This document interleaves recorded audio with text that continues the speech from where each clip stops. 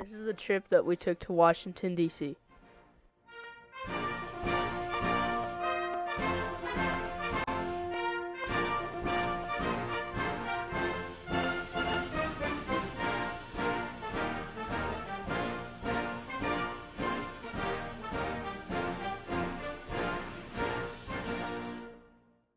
It was cold in Washington, D.C. We took warm clothes, but in the morning after a snowstorm, we needed even more. The Metro is Washington, D.C.'s version of the subway. We took it underground from Pentagon City across the Potomac River to stations inside the District of Columbia. The Metro moves millions of passengers each year. It's very crowded during rush hour.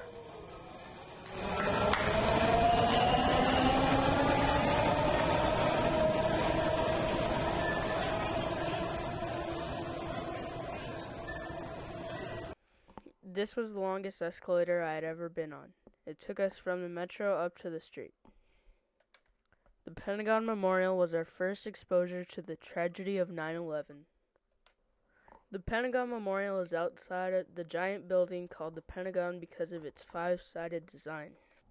The Pentagon Memorial is quiet and respectful of the memory of all those who died in the attack. One of our longest visits was to the Capitol building in the heart of Washington, D.C. The Capitol building can be seen from miles away. Here we are looking at it from the steps of the Library of Congress across the street. The Capitol building was built in stages. It was still under construction during the Civil War. This is the opposite side of the Capitol.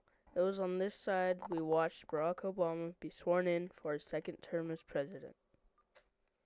These are the rules for being inside the Capitol. They are strictly enforced. The United States is a nation of immigrants. Our tour guide of the Capitol building was originally from Germany. This is a view of part of the rotunda high up inside of the dome of the Capitol. This painting directly overhead in the dome of the Capitol is by an Italian artist. This painting is of the signing of the Declaration of Independence in 1776. This is the original Supreme Court of the United States. It is in the basement of the Capitol building because the architects forgot to include quarters for the court in the original design. The lawyers sat at these desks when they argued cases before the Supreme Court. Today there are 9 justices of the Supreme Court. Originally they were as few as 5. Here you see there were 7 justices with seating for 2 more. The Capitol Crypt is the area in the basement directly under the dome. The crypt was to be a burial place of George Washington, but he died unexpectedly and was buried on his estate at Mount Vernon. The pillars you see here in the crypt support the dome of the Capitol. The dome weighs 9 million pounds. The dome we see today was not part of the original design of the Capitol. Its construction continued during the Civil War to show the Confederacy that the Union was a nation, and it was not going away. This is the west side of the Capitol building. It's the side where the inaugural ceremonies took place. Most of the decorations have already been removed, only a few days after the event. We stopped at one of the 18 Smithsonian museums. This little guy there was begging for food. He wasn't at all afraid of us. Inside the Air and Space Museum, I saw Apollo capsules from several of the missions to the moon. You can see the scorching on the capsule from the heat of re-entry to Earth's atmosphere. The Library of Congress is the library for senators and representatives of the United States Congress. It has many important collections. When we visited, there was an exhibit of the 9 things Abraham Lincoln had in his pockets the night he was shot at Ford's Theater. The Library of Congress is across the street from the Capitol building. Visitors can walk around inside the Library of Congress, and in most places they can take photographs. Outside the Library of Congress, I blew on some fresh fallen snow. It came back at my face. The reflecting pond was filled with water, but it was frozen over, so I could walk on the ice while men played hockey toward the middle. Playing hockey in front of the Capitol building looked like a lot of fun. The men enjoyed playing their game of hockey on the ice.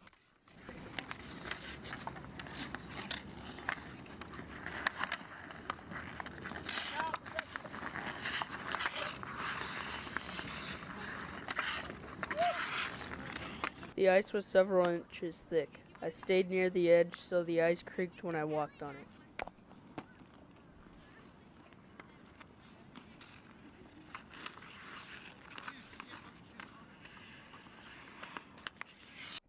The Supreme Court is getting a facelift. It will take another year. This is the Supreme Court. What you see is heavy canvas painted to look like marble columns. These are the doors to the Supreme Court.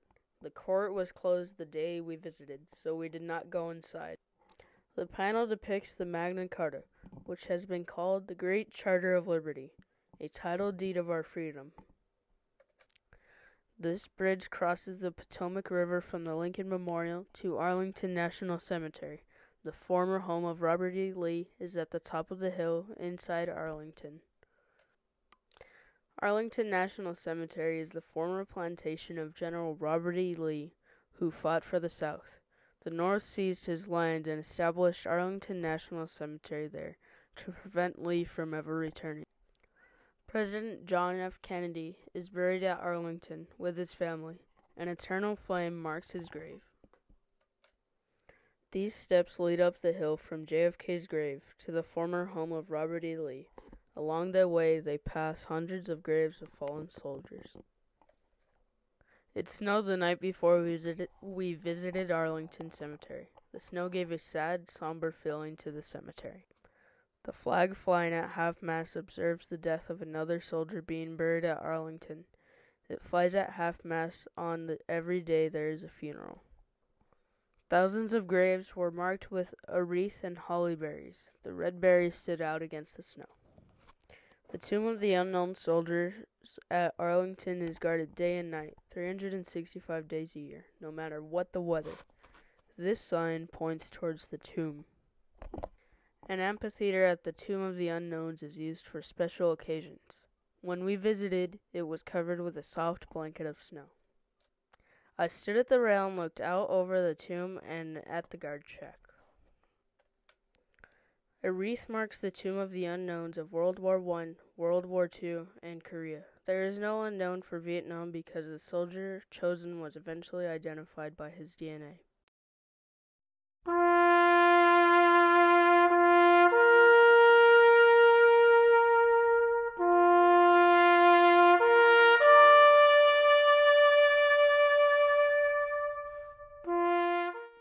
The Tomb of the Unknown is guarded day and night. The guard takes 21 steps, similar to a 21-gun salute, to honor the unknown soldiers.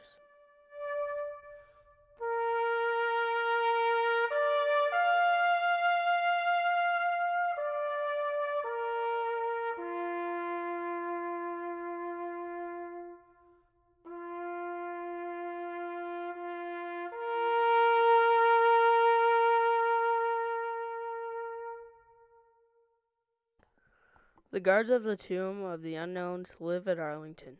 They are specially chosen for this duty. This is a great honor. The Sentinel's creed is outside their living quarters. After a day of sightseeing, we had dinner at Johnny Rockets. I really liked the Philly cheesesteak sandwich. One day we took the metro to the end of the line. Then we took a bus to Mount Vernon, home of George and Martha Washington. This path leads from the museum to the mansion. These are Canadian geese. They flew south to rest at Mount Vernon and will probably stay until spring because they are well fed. George and Martha Washington had 400 slaves, but in his will, George directed the slaves to be set free after he died. This photograph is of the slave quarters where slaves slept, 2 to a bunk. The blacksmith makes nails for the plantation. He makes them today exactly as they were made in colonial times.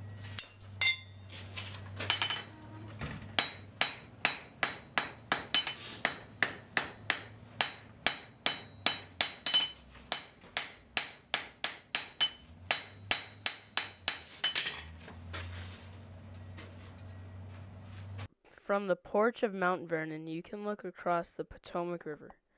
This river is about 750 feet wide at this point. George Washington had his own wharf on the bank of the Potomac. It was used for delivery of food and equipment for the plantation. It is still used today. This carriage is like one owned by George Washington. It was pulled by 4 horses and driven by a man seated high above the front wheels. You never see a picture of George Washington smiling. He had no teeth. When he died, he only had 1 tooth left in his mouth. His false teeth were made of ivory and of whalebone. When George Washington died, he was buried first in this crypt, close to the banks of the Potomac. His body was later moved to a second crypt, further from the water and in no danger of being washed away in a flood. This plaque marks the tomb of George Washington.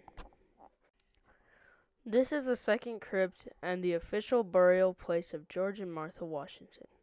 Other family members are buried further back in the hill, behind this entry to the tomb. George Washington was a farmer. He wanted his plantation to be a showcase and a place for visitors to enjoy. We visited Washington, D.C.'s Chinatown. This sign marks the entryway to Chinatown. There were lots of restaurants in Chinatown. This is where we ate our lunch. The Washington Monument is more than 500 feet high. It is visible from all over Washington, D.C. We can see it here across from the area called the Tidal Basin. This view of the Washington Monument is from the National Mall, where we watched the inauguration. The Washington Monument has been closed since an earthquake damaged it in August 2011. It was used by the Secret Service as an observation point during the inaugural ceremonies. From a spot near the Lincoln Memorial, you can see the Washington Monument towering over the reflecting pond. At the Korean War Memorial, ghost-like figures of men who fought are reflected in a wall of granite. My grandpa stood in front of a granite wall at the Korean War Memorial, marked with a saying, "Freedom is not free." I took this photograph of a squad of soldiers moving across a field at the Korean War Memorial. The soldiers moved slowly, looking for danger from any direction. We visited the new Martin Luther King Memorial at the west end of the National Mall, next to the Tidal Basin. Martin Luther King was not a big man, but here he is almost 30 feet tall. Dr. King comes out of a giant block of stone. The inscription on the stone reads, "The Mountain of Despair, a Stone of Hope." Near the Martin Luther King Memorial is the Lincoln Memorial. The names of 36 states of the Union at the time Lincoln died are carved in the stone around the roof line. The statue of Lincoln is 19 feet high. It is made of 28 blocks of marble. Not all the blocks of marble are the same color. They are put together like a puzzle, and we can't see where they are joined. The building of the Lincoln Memorial is so big they had to enlarge the statue so it wouldn't seem out of proportion. Abraham Lincoln was the 16th President of the United States. He was responsible for preserving the United States and for ending slavery. This red brick building is Ford's Theater. Abraham Lincoln was shot here by John Wilkes Booth on April 14, 1865. Only 5 days after Confederate General Robert E. Lee surrendered to the Union General U.S. Grant. Lincoln died early the next day. The Hard Rock Cafe is next door to Ford's Theater. This is where we ate our last meal in Washington before flying home to San Diego the next morning. This concludes my presentation. Thank you for your attention.